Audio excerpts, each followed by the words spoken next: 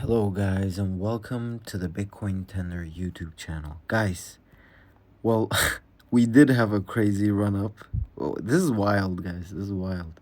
So, guys, before I start, I just want to tell you a few things, okay, about myself and my knowledge and whatnot. But before I start, I just want to let you know that you can watch this video at 2 times speed and just speed run it. I promise you, you won't miss out on anything that I'm saying because I I speak slightly slowly. So if you watch it at 2 times speed, I'm sure that you're going to enjoy it much more. Yeah.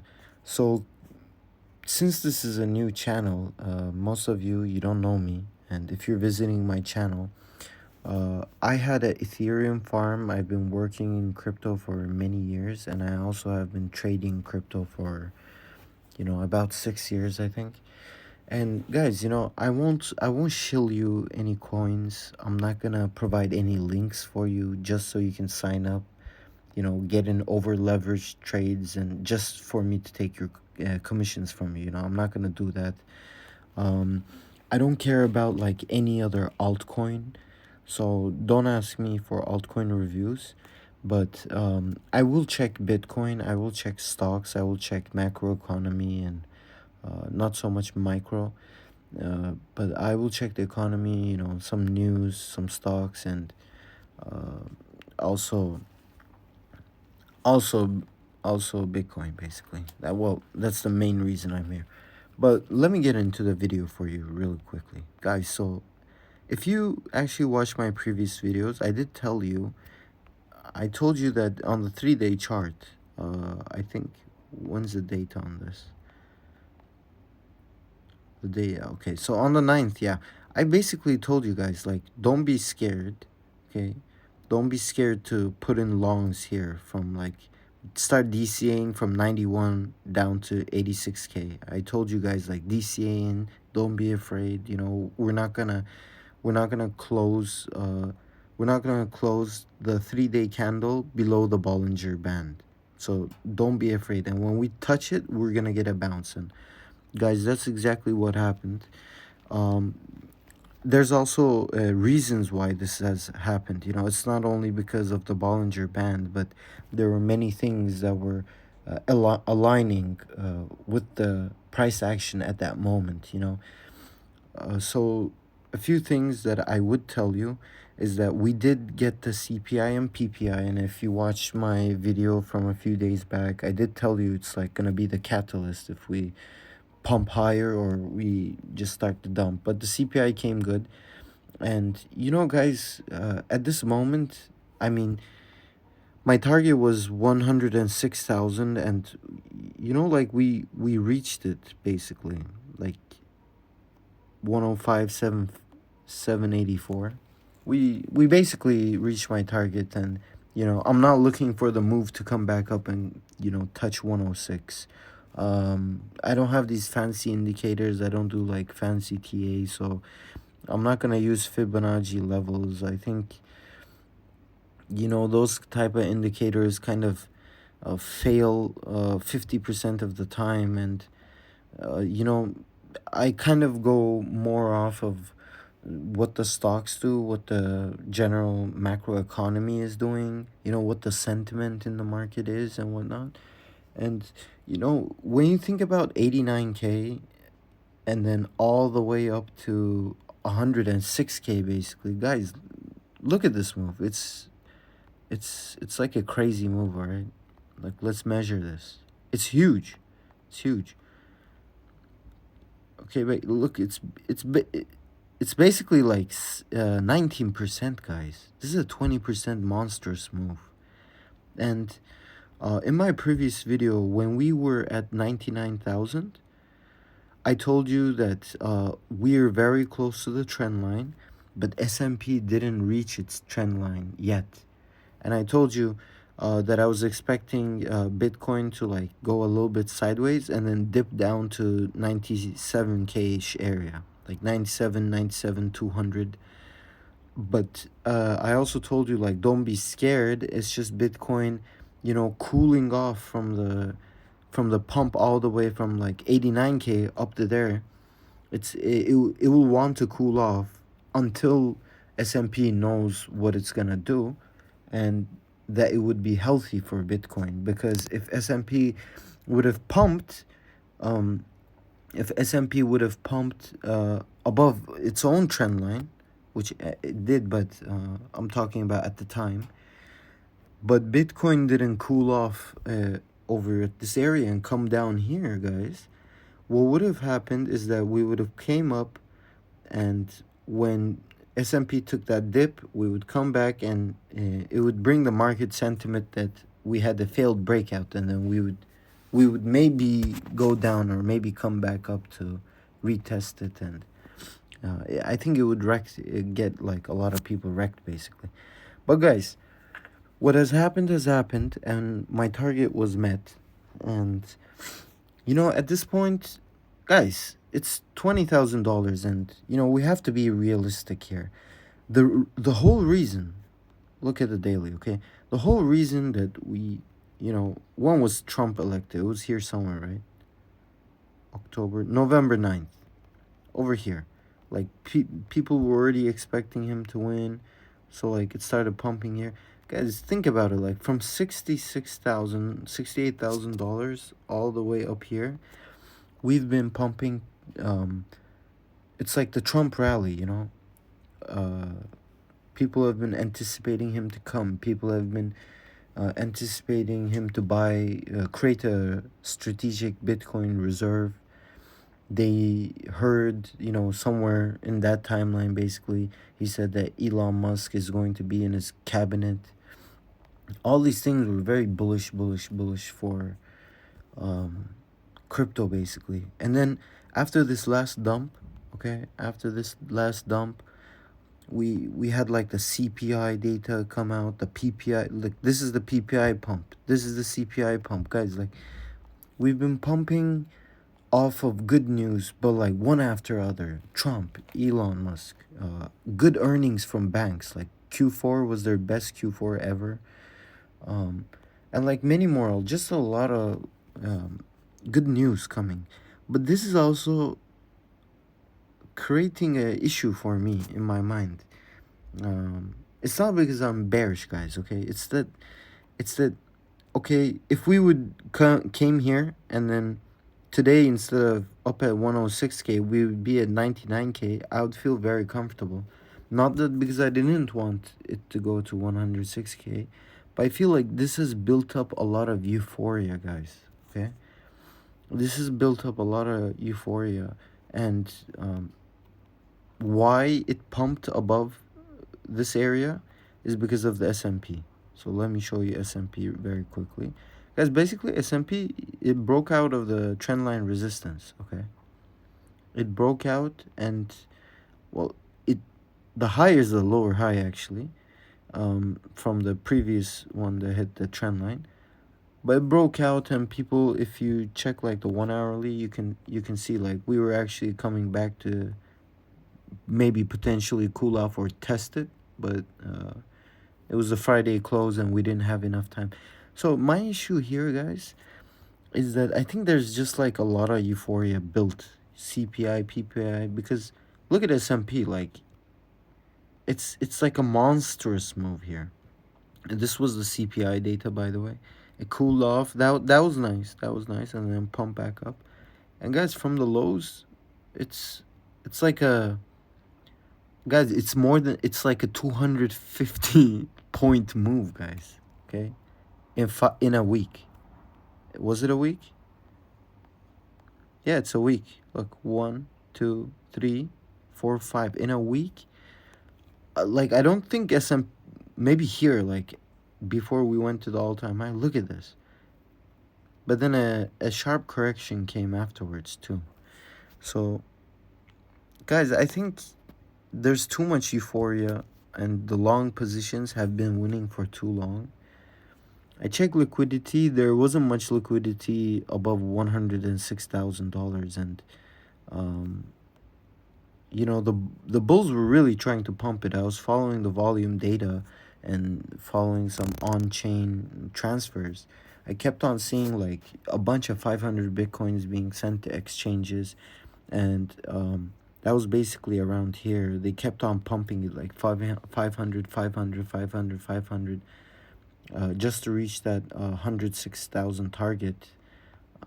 But I think after the, like, we need to cool off, guys, a little bit, even if it's coming back and testing 102, 102. I think it was like 700 was the peak. Yeah, somewhere around there, like the previous peak that we had. Where was it?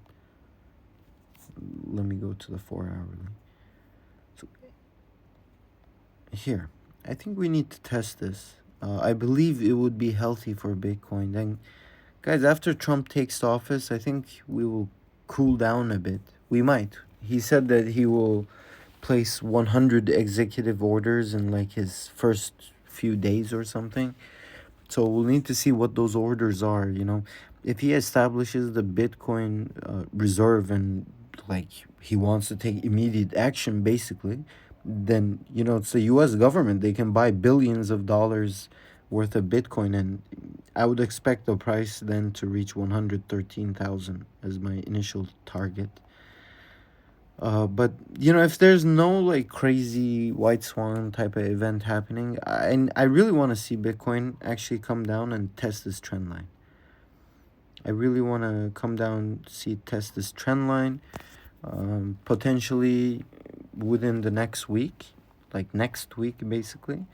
I would love for it to come down and test, and if we're successful, pump again. But right now, I just don't think the pump is sustainable, guys. That's what I'm saying. Like on the 1 hourly, we're completely pumped. On the 4 hourly, we're completely pumped. On the daily, though, I did tell you. There, I had the MACD divergence over here, and told you the soldier is ready. It's ready to pump, you know, and it did pump. And I mean, this W pattern kind of played out. I wouldn't really like bet on it and say that it's gonna go to 100, like I don't know, 113,000. But I think once Trump takes office, like it's gonna kill the euphoria. You know, it's like they've been they've been edging us for very long, and now it's like the relief. Trump took office, and you know, people are coming back to reality. Okay, the Trump pump is over, or the Trump bump, they call it, basically. But I want to see Bitcoin cool off a bit, and that's only so we can have a healthier pump later on, guys. Because if we push it here, like the all-time high, in my opinion, it's not going to exceed like 113,000. But if we come down to cool off like $5,000 lower, maybe to 100,000, test 100,000, and then pump, like it's gonna take us further in the long run. Okay. And if you're new to crypto and you're new to crypto trading, please don't leverage trade. Okay, watch my first video on the channel. I explain what you need to do and what type of habits you need to basically have before you start trading.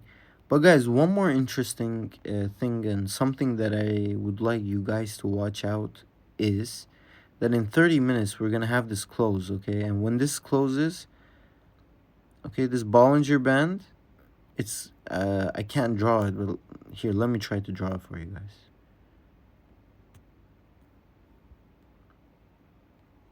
There we go. Give me a second. Let me just zoom in a bit more. Do I have a brush? No, not this. There we go. Guys, this Bollinger Band. Where's the brush? No. Okay, I'm gonna show it to you with the trend line. Guys, this Bollinger Band, okay? Let me just put it right on point. It's going to be like this. It's potentially going to be like this.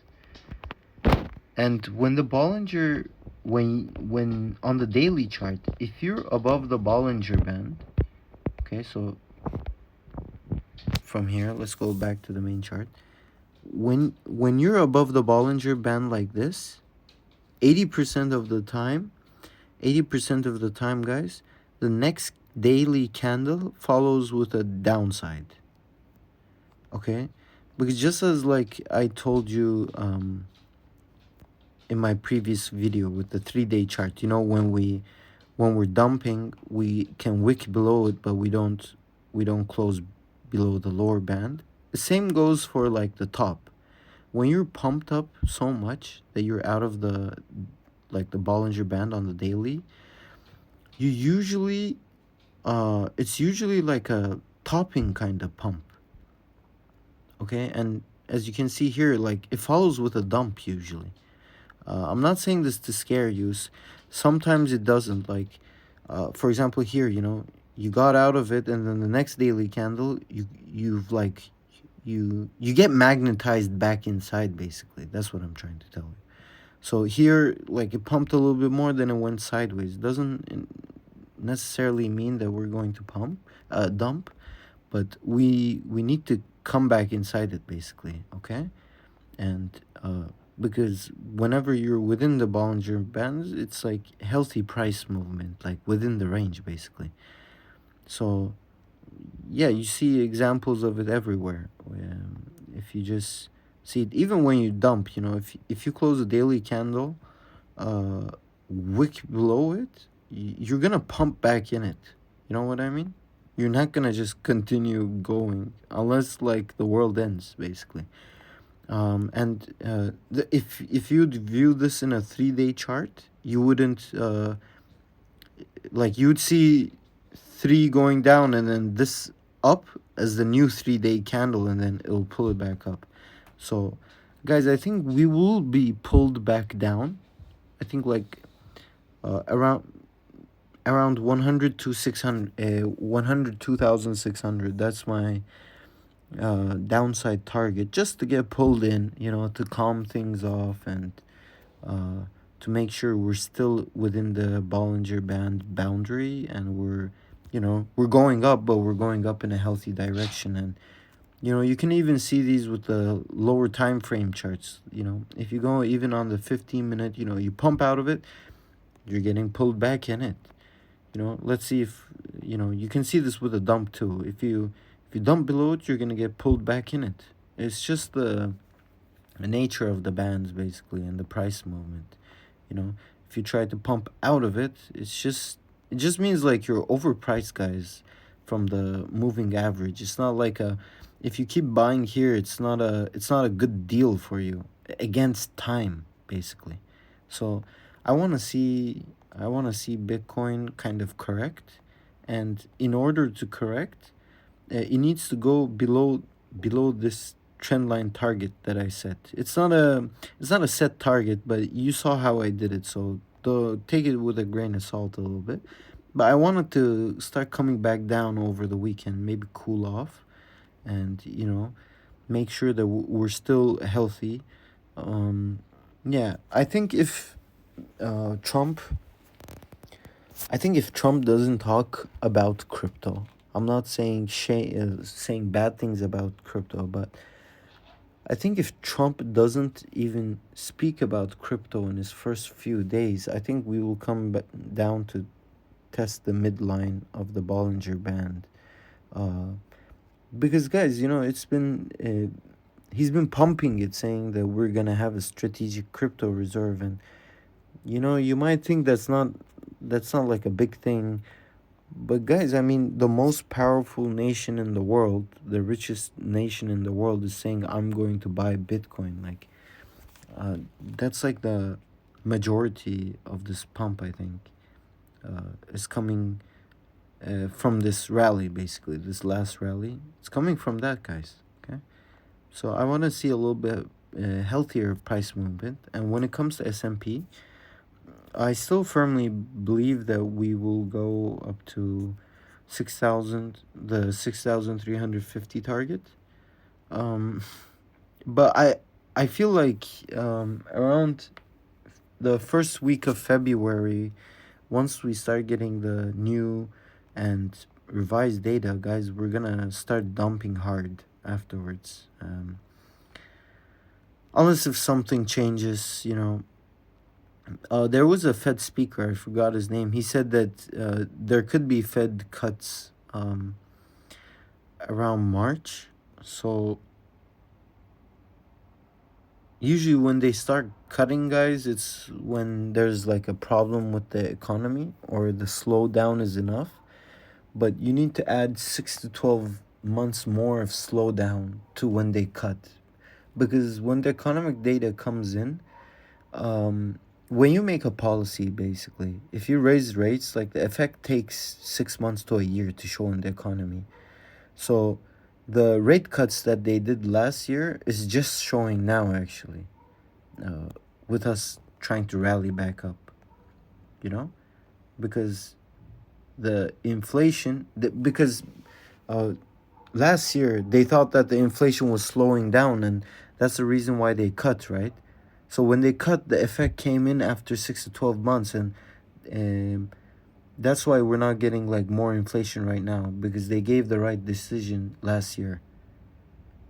So they're saying, oh, okay. So they tried to forecast today, actually, from the cuts they did last year, and they seem to be right. The inflation isn't zero, but the speed of it is slowing down, and if they're too late with cutting rates, they could send the U.S. into a recession or even a depression.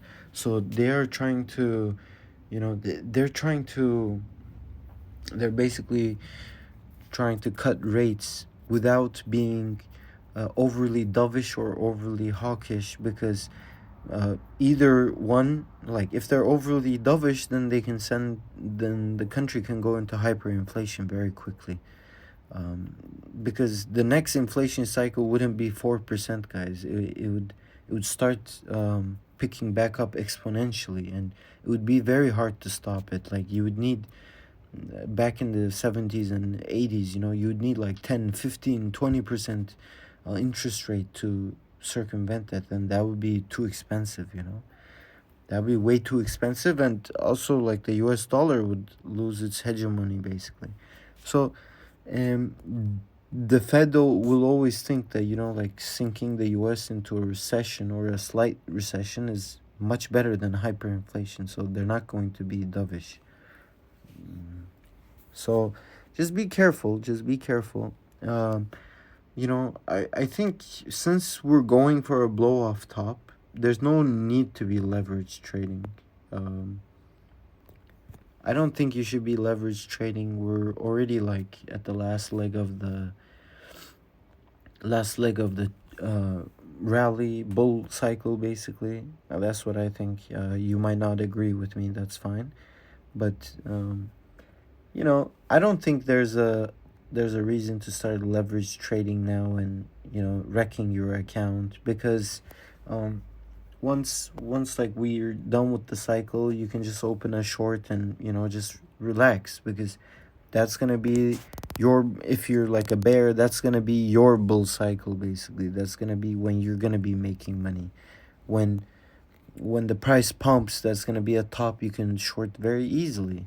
So um, I don't think there's a need to. Uh, I don't think there's a need to basically leverage trade. At the same time, guys, I think being in cash from anywhere from like 6,200 on is like smart, or like maybe 6,150. I would be taking profits every 50 points from then on. And some analysts do say that gold is going to go up 25% this year. And I don't have the specific chart with me, but it was a correlation with, I think, the yields and the dollar index or something. And so, if you like gold, and if you think the stock market is going to go down, then, why not put your money in gold and bonds? And bonds are seeing now like all-time lows. It's probably a great deal to buy some bonds right now. I know a lot of people that have been moving to bonds currently, and bonds are very cheap right now. It keeps going down, so you know, it might be a good time to buy bonds. At the same time, I heard some CEO or some from a bank, was it Goldman Sachs, saying that the bull cycle is still intact. Guys, they've been all over the place, okay? They've been saying that the yields are gonna keep going down. They've been saying like bonds are gonna keep going up. They've been saying gold is going to go to $3,000 this this year. You know, you can't have everything going up all at the same time. You know, that's just not how it works. If everything is going up, something else needs to break, and that's going to be the economy, basically. So everything, you know, will start to come down, and then bonds and gold will go up. But just be careful, guys. On the daily, I do see some more movement coming in. For me, I wouldn't expect this to be like a quick action. I think after Trump, we're going to like cool off with the volatility actually. I don't think we're gonna see like 150 and 100 points every day because that's wild. I think after Trump, you know, people will come back to their senses, and you know, we're gonna have like normal days with like 0.2% or a quarter of a percent basically days until we get to the high. So maybe in a month we'll top, perhaps like mid February, first week to mid February.